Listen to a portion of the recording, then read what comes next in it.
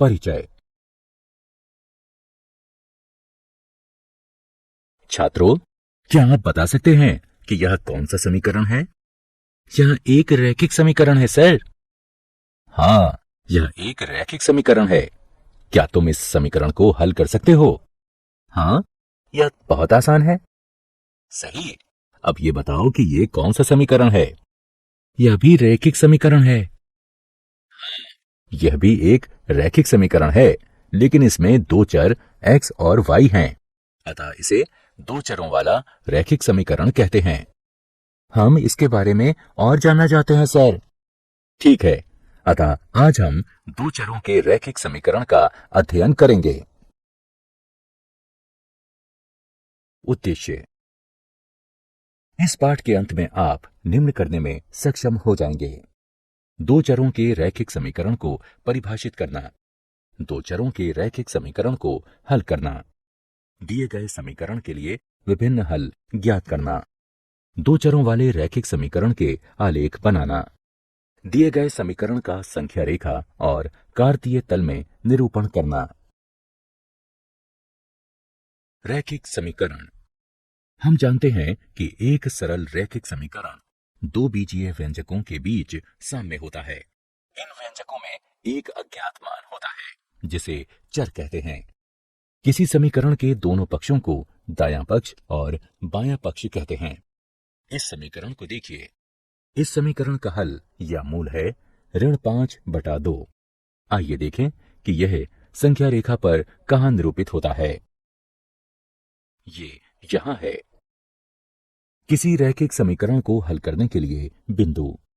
किसी समीकरण को हल करते समय आपको इन बिंदुओं को ध्यान में रखना चाहिए। किसी रैखिक समीकरण का हल प्रभावित नहीं होता जब समीकरण के दोनों पक्षों में समान संख्या जोड़ी या घटाई जाए। आप समीकरण के दोनों पक्षों में समान गैर शून्य संख्या से गुणन या विभाजन करें। दो चरों वाले रैखिक समीकरण। किसी रैखिक समीकरण में एक से ज्यादा चर हो सकते हैं। यहां हम दो चरों वाले रैखिक समीकरण के बारे में अध्ययन करेंगे।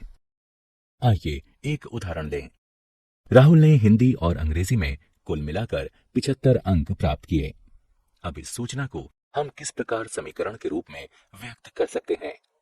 यहां आप देख सकते हैं कि किसी भी विषय का अंक नहीं ज्ञात है, जो कि दो अज्ञात मान मात्राएं हैं।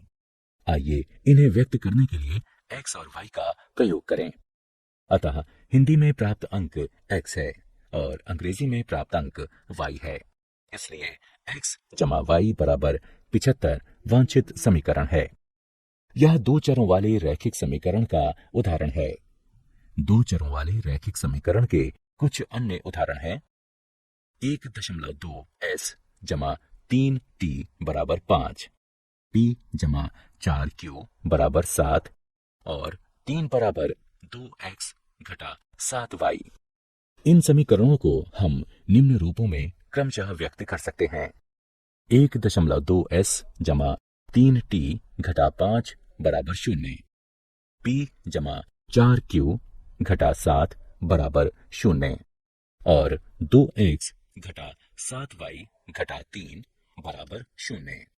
अतः कोई भी समीकरण जिसे ax जमा by जमा c बराबर 0 के रूप में व्यक्त किया जा सकता है, जहां a, b और c वास्तविक संख्याएं हों तथा a और b दोनों शून्य ना हों, दो चरों वाला रैखिक समीकरण कहा जाता है। उदाहरण।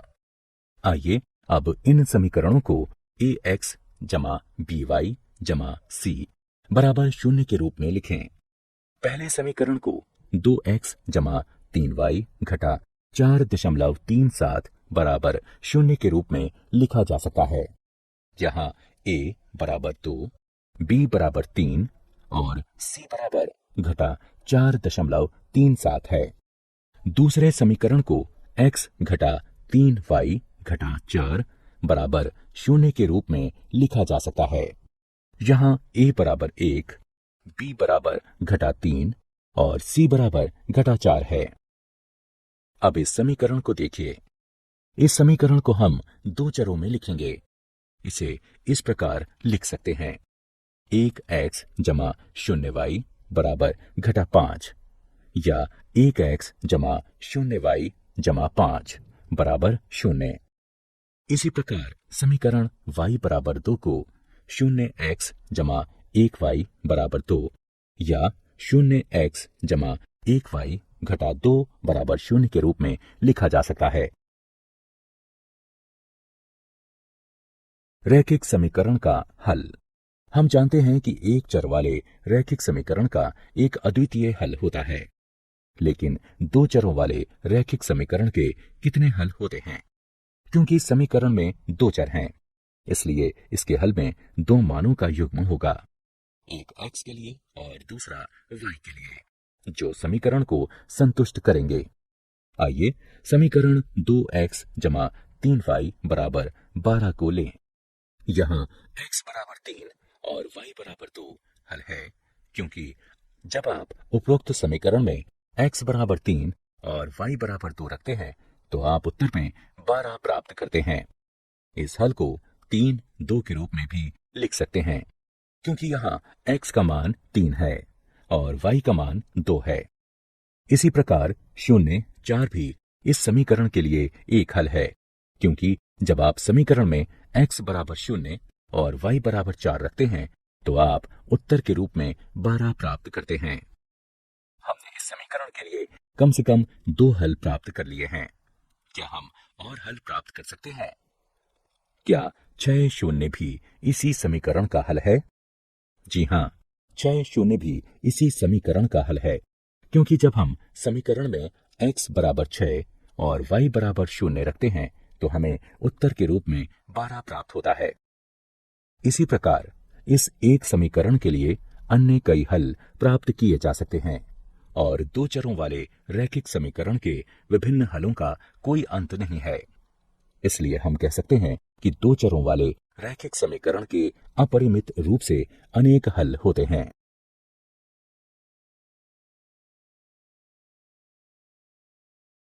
उदाहरण, आइए अब इस समीकरण के लिए 4 विभिन्न हल प्राप्त करें। समीकरण को देखकर हम कह सकते हैं कि x बराबर 2, y बराबर 2 एक हल है, क्योंकि x बराबर 2, y बराबर 2 मान रखने पर हमें उत्तर में 6 प्राप्त होता है। आइए अब x बराबर 0 चुनें। x के इस मान के साथ दिया गया समीकरण 2y बराबर 6 हो जाता है और y बराबर 3 मान रखने पर हमें उत्तर में 6 प्राप्त होता है। इसी प्रकार y बराबर 0 लेने पर दिया गया समीकरण x बराबर 6 हो जाता है।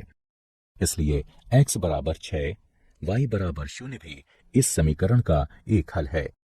और चौथे हल के लिए आइए y बराबर 1 मान लें। अब दिया गया समीकरण x जमा 2 बराबर 6 हो जाएगा और x बराबर 4 रखने के बाद हमें उत्तर में 6 प्राप्त होता है। इसलिए x बराबर 4 भी दिए गए समीकरण का एक हल है। अतः दिए गए समीकरण के लिए हमारे हल हैं 2, 2, 0, 3, 6, 0 और 4, 1।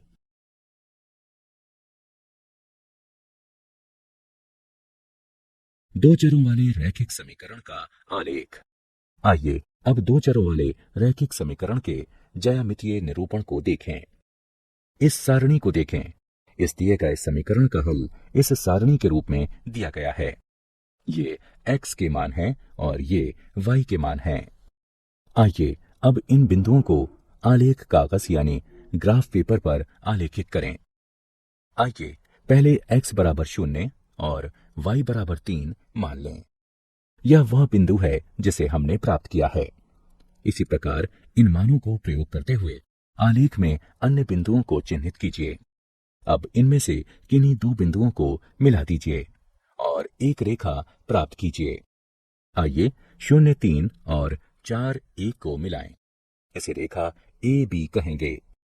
हम देख सकते हैं कि दो अन्य बिंदु 2, 2 और 6, 0 भी इसी रेखा ए बी पर स्थित है। अब इस रेखा पर एक अन्य बिंदु लीजिए। आइए बिंदु 8 घटा 1 लें। क्या ये इस समीकरण का एक हल है? जी हाँ, ये एक हल है, क्योंकि x बराबर 8 और y बराबर घटा 1 मान रखने पर हमें उत्तर में 6 प्राप्त होता है। इसलिए 8 घटा 1 एक हल है। दो चरों वाले रैखिक समीकरण का आलेख 2। हमने अपनी पिछले स्क्रीन में क्या देखा? हमने देखा कि प्रत्येक बिंदु जिसके निर्देशांक दिए गए समीकरण को संतुष्ट करते हैं वह रेखा AB पर स्थित है। रेखा AB पर स्थित प्रत्येक बिंदु इस समीकरण का हल है। अतः हम यह निष्कर्ष निकाल सकते हैं कि रेखा पर स्थित प्रत्येक बिंदु रेखा के समीकरण को संतुष्ट करता है और समीकरण का प्रत्येक हल रेखा पर स्थित एक बिंदु होता है। इसे रैखिक समीकरण का आलेख कहते हैं। अतः दो चरों वाले रैखिक समीकरण का आलेख प्राप्त करने के लिए दो हलों के संगत दो बिंदु आलेखित करना और उन्हें एक रेखा से मिला देना पर्याप्त होता है। उदाहरण, आइए अब एक उदाहरण देखें। बिंदु 1, 2 को लें। अब हम उस रेखा का समीकरण ज्ञात करेंगे जिस पर यह बिंदु स्थित है। क्योंकि 1, 2 रैखिक समीकरण का हल है, इसलिए हम 1, 2 से होकर जाने वाली कोई भी रेखा को प्राप्त करेंगे। ऐसे रैखिक समीकरण का एक उदाहरण x जमा y बराबर 3 है। क्योंकि जब हम x बराबर 1 और y बराबर 2 मान रखते हैं तो हमें उत्तर में 3 प्राप्त होता है। अन्य उदाहरण है y घटा x बराबर 1, y बराबर 2x। वस्तुतः ऐसे अपरिमित रूप से अनेक रैखिक समीकरण हैं जो बिंदु 1, 2 के निर्देशांकों से संतुष्ट हो जाते हैं। आलेख का आलेखन। आइए समीकरण x जमा y बराबर 7 के आलेख का आलेखन करें। हम जानते हैं कि आलेख के आलेखन के लिए हमें समीकरण के कम से कम दो हल चाहिए। अतः दो हल हैं x बराबर 0, y बराबर 7 और x बराबर 7, y बराबर 0। हम इस सारणी का प्रयोग आलेख के आलेखन के लिए कर सकते हैं। ये x के मान हैं और ये y के मान हैं।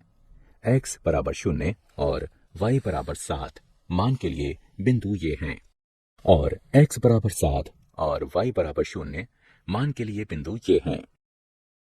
अब इन दोनों बिंदुओं को मिला दीजिए। यह दिए गए समीकरण का वांछित आलेख है।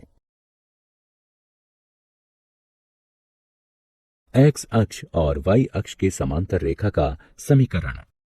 अब एक प्रश्न का उत्तर दीजिए। किसी प्राकृतिक संख्या n के लिए बिंदु 2, 0, घटा 3, 0, 4, 0 और n 0 कार्तीय तल में कहाँ स्थित होते हैं? हाँ, ये सभी x अक्ष पर स्थित हैं। लेकिन आप जानते हैं कि ऐसा क्यों है? क्योंकि x अक्ष पर सभी बिंदुओं के y निर्देशांक 0 हैं। वस्तुतः x अक्ष पर स्थित प्रत्येक बिंदु x 0 के रूप में होता है। अतः x अक्ष का समीकरण y बराबर 0 के रूप में व्यक्त किया जाता है। इसी प्रकार y अक्ष का समीकरण x बराबर 0 के रूप में व्यक्त किया जाता है। उदाहरण, आइए अब इस समीकरण को हल करें और हल को संख्या रेखा और कार्तीय तल पर निरूपित करें। समीकरण को 2x घटा x बराबर घटा 3 घटा 1 के रूप में भी लिखा जा सकता है। इसे हल करने पर हमें x बराबर घटा 4 प्राप्त होता है। इसे हम समीकरण 1 से चिन्हित करेंगे। आइए अब देखें कि यह संख्या रेखा पर कहाँ स्थित है। ये यहाँ पर स्थित है। अब हम जानते हैं कि x बराबर घटा 4 को निम्न प्रकार से लिखा जा सकता है। x जमा 0y बराबर घटा 4 और ये दो पदों वाले रैखिक समीकरण में परिवर्तित हो जाता है। इसलिए समीकरण x घटा 4 के रूप में परिवर्तित हो जाता है। अतः हम इस समीकरण का पहला हल घटा 4 0 के रूप में प्राप्त कर लेते हैं। क्योंकि y का मान सदैव 0 ही रहेगा, इसलिए समीकरण का दूसरा हल घटा 4 2 होगा।